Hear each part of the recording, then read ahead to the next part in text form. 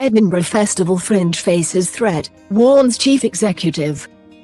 The head of the Edinburgh Festival Fringe Society has warned the annual event is under existential threat due to rising costs faced by companies and venues.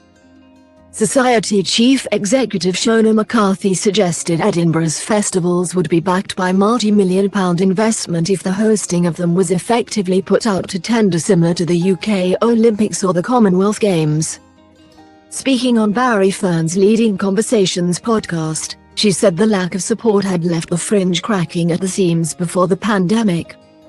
She said, pre-COVID, the whole ecosystem was already creaking at the seams. Then COVID hit and our entire income went in one fell swoop.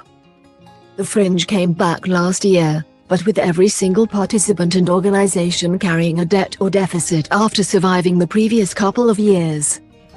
We've come into 2023 with a massive cost of living hike, serious political issues and the war in Ukraine. It's not an exaggeration to say that this festival is under existential threat. My big fear for Scotland is that because we've evolved over 75 years, it's really easy to just assume that we'll be back next year. There's definitely a level of complacency about it. Last month, the Fringe Society board admitted the festival's long-running self-sustaining model was no longer viable for artists and venues.